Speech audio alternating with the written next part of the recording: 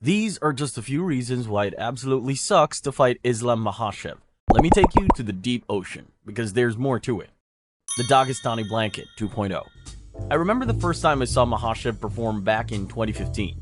I wasn't looking at the takedown yet, I was just checking his composure. And then he shifted his weight, and Leo Kuntz looks like he suddenly forgot how to stand. Some fighters are dangerous when they get you to the ground. Makhachev is dangerous the moment he thinks about bringing you down. Forget grappling, this man neutralizes his opponents. It's like dealing with an anaconda. Once you're on your back, you don't just lose the round. You lose your breath, hope, and decide never to attempt a double leg again. Khabib overwhelmed his opponents and dominated them. But Islam, he wraps them up and drags them to the deep ocean, like 200 feet below sea level. Some say his past opponents are still down there, next to Patrick and SpongeBob. His balance, control, and timing are so dialed in.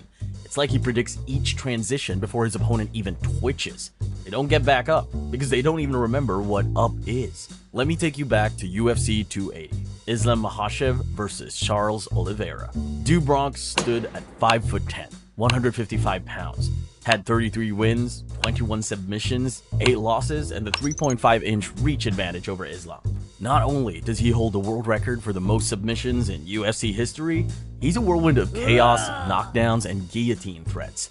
He came in on an 11-fight win streak, submitting Gaethje, Poirier, and Chandler. People actually thought he could submit Islam, which aged like milk. Islam brought him down like he was hitting X in UFC 4. No struggle, no drama, just seamless top control and soul-draining pressure. He bypassed Charles' guard like it wasn't even there.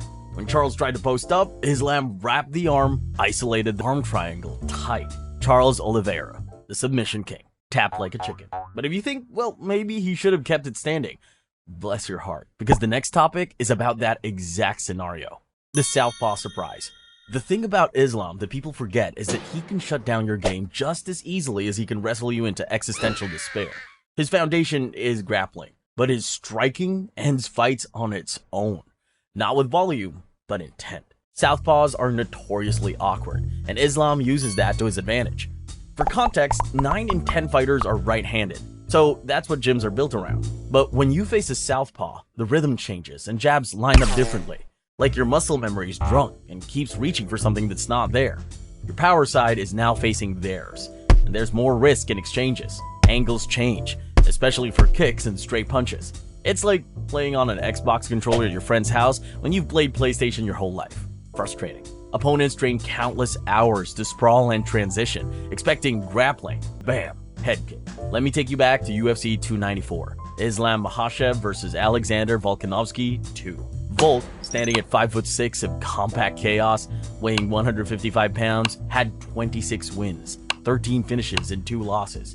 The reigning featherweight champion and the pound-for-pound #1 fighter in the world.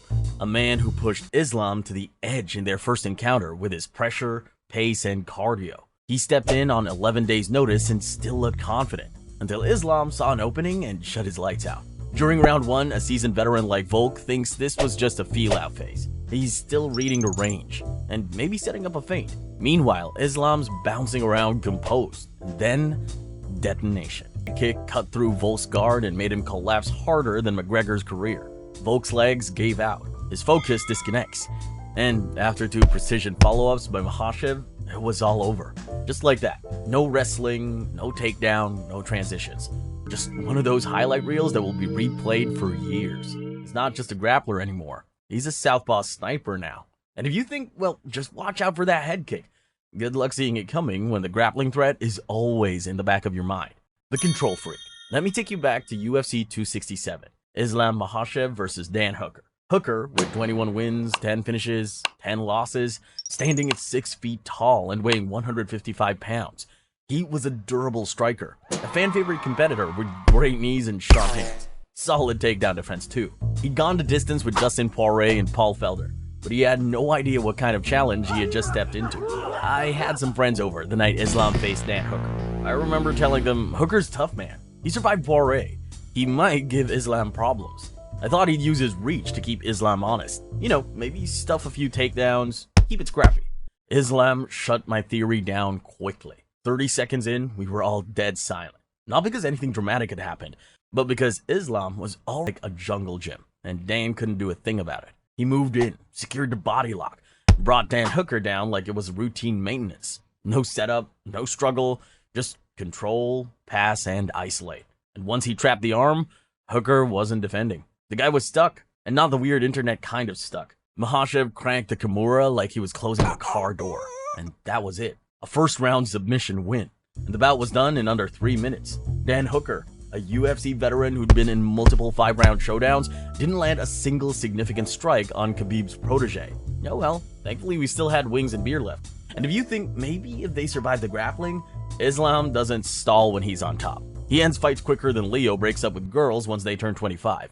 The chess place. Let me take you back to UFC Fight Night 149. Islam Makhachev versus Arman Tsarukyan. Before he became champion, before the call-outs and the belts, Islam faced a 22-year-old wide-eyed kid on short notice.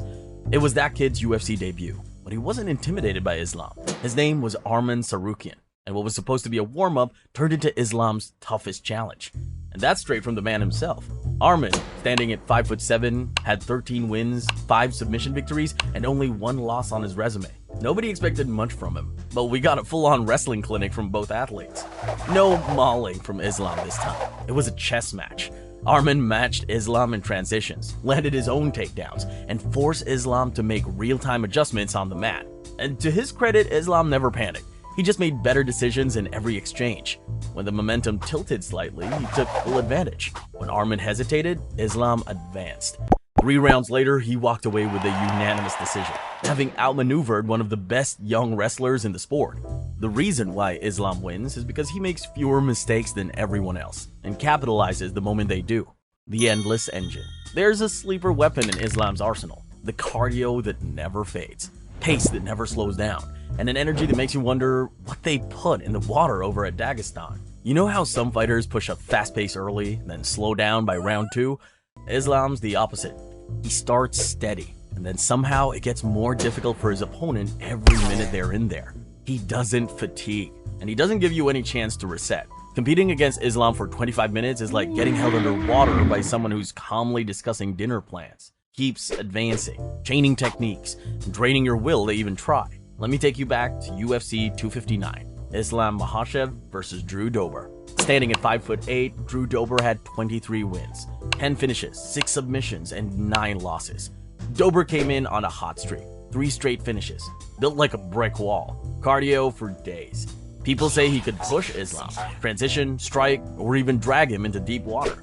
They failed to realize that Makhachev himself is the deep water. He took Dober down early, kept him there, and drowned every escape attempt with surgical control. His transitions were seamless, and his pressure never dipped. In round 3, when most grapplers slowed down, Islam submitted him with a mounted triangle into an arm triangle. That's not just good grappling. That's a training dummy drill. Except the dummy is one of the top 15 lightweights in the world. Every mistake gets punished. Beating Islam in a bout isn't just hard, it's nearly impossible, because he doesn't let anything slide. If you step the wrong way, you're on your back. If you post up wrong, your arm's trapped. If you overcommit for a second, you're stuck in something you didn't even train for. He doesn't need a big opening. He just needs you to blink. And once you do, he's already setting the trap and completing the sequence. Everything Islam does is calculated. One move triggers the next. Let me take you back to UFC Fight Night 192. Islam Makhachev versus Thiago Moises. Standing at 5'9" and weighing 155 pounds, Thiago Moises had 15 wins, 6 submission victories, 3 finishes, and 4 losses. Moises was no slouch. He had solid striking, legit grappling, and a Brazilian Jiu-Jitsu black belt. This was supposed to be a technical battle, but Makhachev never let it get there. He brought Moises to the mat early, controlled every position, and didn't let the poor guy breathe. The moment Moises tried to create space, Islam trapped the back. And the second the arm lifted, boom. A finish via rear naked choke in the 4th round. Clean, quiet, and clinical. You don't get second chances with Islam. You get exposed. And that's why even the toughest guys come out of competing against him looking confused. Like they lost to a man who looked bored doing it. Now check out this next video.